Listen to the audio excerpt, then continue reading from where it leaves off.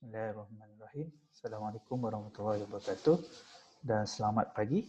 So hari ini 7 hari bulan 12. 7 Disember sudah.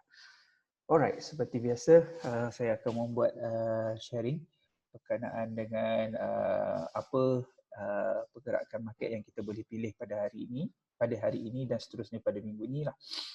Alright. So basically kita start dengan major pair dahulu. Okay. Kita start dengan major pair dan kita start dengan USD index dahulu. Okay, sekejap ya. Oops, sorry. Banyak sangat indikator.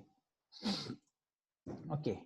So, sekiranya kalau kita tengok untuk USD index pada minggu ini.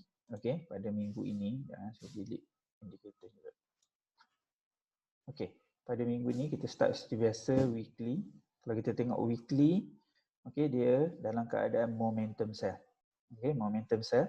So maknanya penurunan agak kuat lah. Kita menjangkakan dia turun lagi lah. Tetapi untuk dia turun, sebab adakan momentum, kita nak tengok sama ada dia akan naik untuk membuat re-entry sell ataupun tidak. Okay. So di daily perlunya menjadi market hilang volume. Okay. So kalau kita tengok di sini semalam market hari Jumaat lah, market close dalam keadaan yang doji. Okay, dia ada momentum 3 hari dan dalam keadaan doji. Most probably possibility untuk dia naik menjadi re-entry pada daily dan terus pada weekly akan terjadi lah. Alright, so di H4 nampak, di H4 kita dah ada momentum market hilang volume di mana candle close di dalam BB, di antara mid BB ke bottom BB. Okay, so jangkaan untuk naik dia akan berlaku sekiranya di M15 ataupun di H1 nanti, di H1 lah, sekiranya di H1 ada momentum buy. Okay, so ini akan mengesahkan market hilang volume di H4. Okay, so bila dia ini berlaku, so ini berlaku, MHB di H4 maksudnya USD akan naik untuk membuat re-entry sama ada di daily ataupun di weekly. Sebab kalau kita nak tahu dia pergi weekly, di H4 pula akan jadi momentum buy. Sekiranya H4 menjadi momentum buy, market hilang volume di daily akan valid dan dia akan mencari zone tertinggi di sini, zone tertinggi di sini. Re-entry sell di weekly. So apa-apa pun kita perlu menunggu di H1 ini membuat momentum buy dahulu. Bagi saya bila H1 buat momentum buy, okay, so perjalanan daily akan berlaku. So dia akan pergi mencari daily punya re-entry iaitu di zone ini. Okay, alright. And then sekiranya di H1 ini ada momentum, dia pergi di sini dan di daily pula ada reversal pattern. Di daily ada reversal pattern, normally pergerakan weekly akan berlaku. Sekiranya itu tidak berlaku pada minggu ini, maksudnya market akan terus terjun lah. Okay, market akan terus terjun. Mungkin dia hanya akan sampai di daily punya re-entry sahaja. Okay, so saya menyangkakan ketika ini, apa-apa kita menunggu reaksi market pada hari ini dan pada minggu ini. So kita tunggu dan lihat sama ada dia menjadi momentum buy ataupun tidak. Kerana ketika ini price berada di minggu terendah. Minggu-minggu yang terendah ni, price berada di re-entry buy ni, terendah dah berapa minggu dah. 1, 2, 3, 4, 5. Ni nak masuk ke 6. 6 minggu dah price berada di tempat terendah.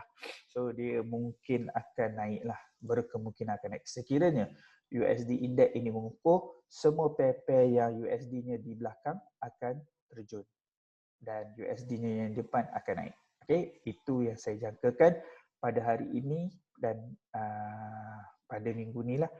Okay, so kita sama-sama kita tunggu. Apa-apa pun sama-sama kita tunggu. Sekiranya itu tidak berlaku, kita masih boleh fokus untuk sell. Okay, so itu major pair. Kalau cross pair pula, saya suka yen. So kalau kita tengok di sini untuk yen index, nampak dia berada, kalau ikut weekly, berada di re-entry sell weekly. Okay, di daily dia telah menjadi market hilang volume, cuma tidak ada reversal pattern. Okay, so apa yang kita jangkakan, sepatutnya kita kena, kalau dia nak terjun untuk membuat re-entry buy di weekly, di sini perlu menjadi momentum sell H1. H1 perlu menjadi momentum sell dan ada reversal pattern, dan itu baru cantik. Kalau tak, market masih kita boleh bias untuk buying position lah. Okay, so semua pair yen kita boleh mencari buy. Okay, so itu sahaja untuk pada hari ini. Penerangan pada hari ini. Okay, mungkin saya masuk sedikit kripto. Okay, kalau kita tengok kripto ketika ini XRP, kita tengok pada weekly of course lah price tertinggi, re-entry sell. Di daily telah buat market hilang volume. Okay, nampak BB pun dah mengucuk. BB atas pun dah mengucuk. BB bawah tengah naik ke atas. So dia akan buat sideway yang panjang sebelum dia terjun. Okay. So di sini MHB, untuk sahkan MHB ini perlu ada reversal pattern.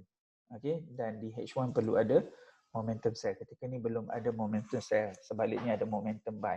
Ada dalam keadaan momentum buy tapi tidak ada kekuatan. Nampak dia ada momentum tapi BB tidak mengembang. Okay. So basically di daily, kalau kita menggunakan daily sebagai time frame 1, daily re-entry, H4 market hilang volume. Nampak? So kita menunggu reversal pattern sahaja. Apabila berlaku reversal pattern di H4, biasanya di M15 akan ada momentum sell. Ini kita akan tunggu. Kalau orang yang guna daily. Kalau mereka yang guna weekly, belum ada lagi. Okay. So itu XRP. Begitu juga yang lain lah. Yang lain pun sama. Membuat pergerakan yang lebih kurang sama sahaja.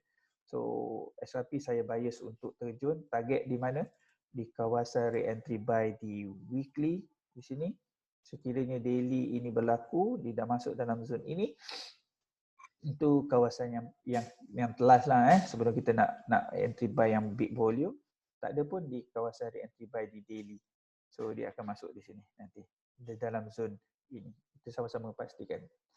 Kita sama-sama kita monitor lah nanti, insyaAllah. Alright, itu saja. Assalamualaikum warahmatullahi wabarakatuh.